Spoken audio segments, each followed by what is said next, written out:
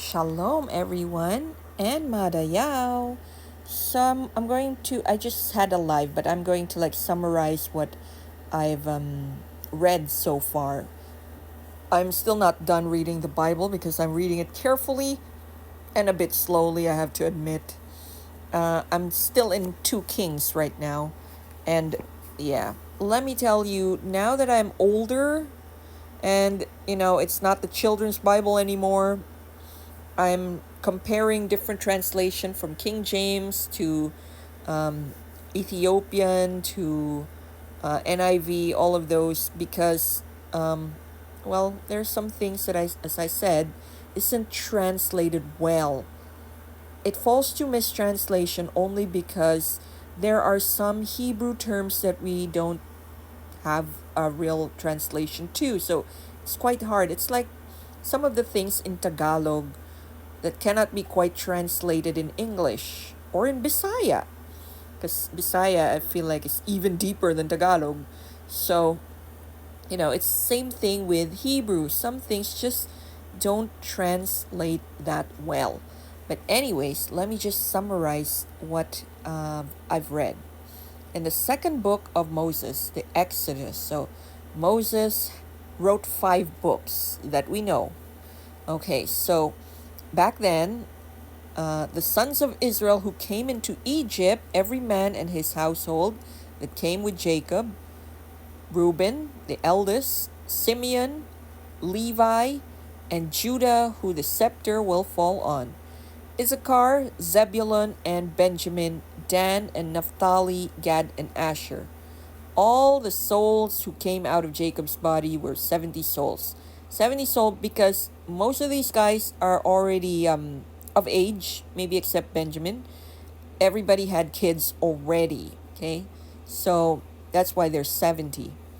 And Joseph was in Egypt already, so Joseph had 2 sons. Now Joseph died, and all did his brothers and all that generation. So, the older ones have died, and there were how many generations later? So the children of Israel kind of multiplied. There's a lot of them. And okay, so by the time we're in Exodus, there was a new Pharaoh. How many generations from Joseph to this next Pharaoh? He doesn't know Joseph anymore. There's nothing. There's no relationship, or nobody maybe told him much about this Jacob and his sons and all that. So all he knew was there was a Hebrew guy.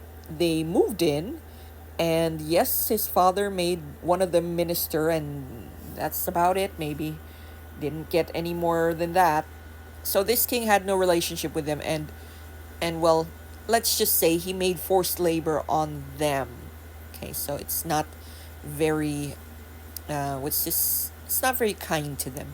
And then he told the midwives, because he's like, oh my gosh, they're getting a lot. I mean, they're multiplying. So he told the midwives to kill any male babies. And the midwives were more afraid of God than the king. And so the king's like, hey, I told you to kill the boys. And the midwives is like, Hebrew women aren't like Egyptian women. They're more vigorous. And when we come to them, they already, I don't know, had the baby. So Pharaoh commanded the people, saying, cast every son who is born into the river. So who does this remind you of? Herod. Herod did the same. He cast the babies into the river. Or, okay, Herod didn't cast them to the river. Herod killed the babies because he was looking for Jesus. Now the same thing, this Pharaoh is doing the same thing. He just doesn't know about Moses. What he knows is he wants to perform some sort of ethnic genocide on the men of the Hebrew, because there's just a little too many of them. So, okay, Moses is from the house of Levi. Okay, so he isn't from Judah, he is from Levi. And, well, he got adopted by Pharaoh's daughter. So he has an Egyptian upbringing. Okay, so he accidentally, or maybe he did it on purpose, killed somebody and fled to the desert. It was kind of, I don't know if you could say it's a righteous kill, but this Egyptian was really so bad and mean to the Hebrews, and, well, he killed the guy, hid it, and he thought nobody would know, but people knew, and even the Hebrews who he was trying to save is like, why, you gonna kill me too? It's like, oh my gosh. So he fled. And then when he went to the desert in Midian, guess who he encounters? A priest of Yahweh in Midian. Remember, there's no Levites yet, or the Levitical house of priesthood is not yet established. We're still here in Exodus. It would be established later. So who is this priest of Yahweh? Remember that Abraham had sons to Keturah. After Sarah died and Hagar went away, he actually had a second wife. So Hagar is not a second wife. Hagar is not even a concubine. That's a mistranslation.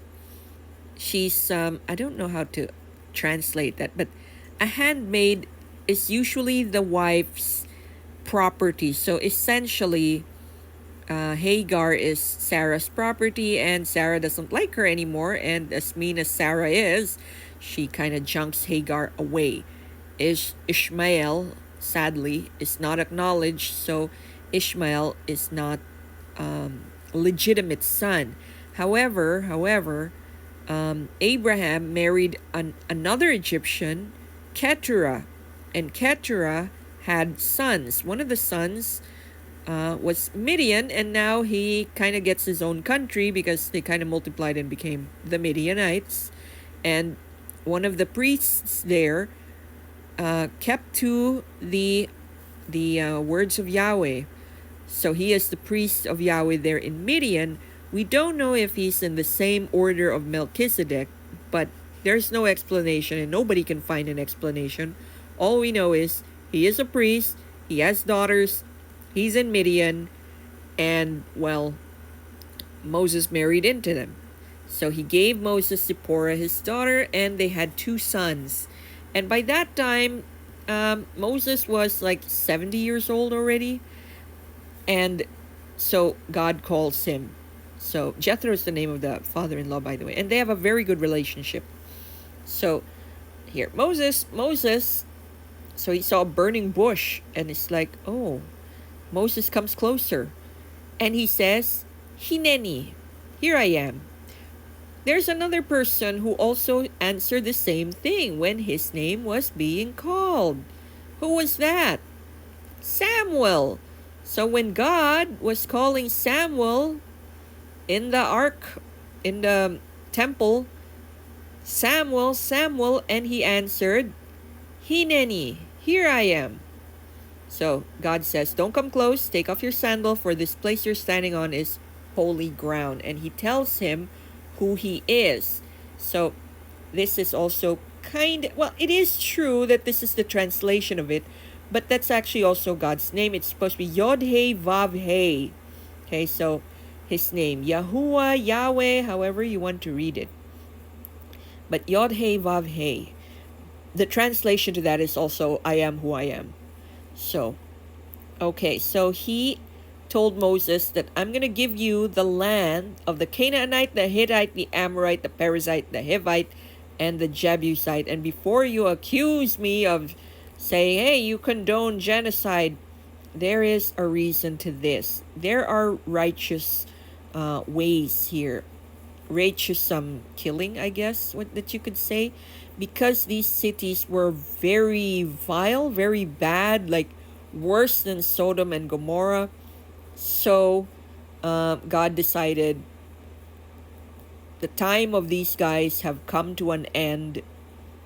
It's time to take back the land, because remember where these guys are, especially Canaan, that is not supposed to be their land. That is supposed to be Shem's territory, and God wants to give it to Abraham. But there were already Canaanites living there because they were not supposed to be there in the first place. So that's the reason why. So I hope this little explanation helped everybody with some of the context. Thank you, and shalom, everybody.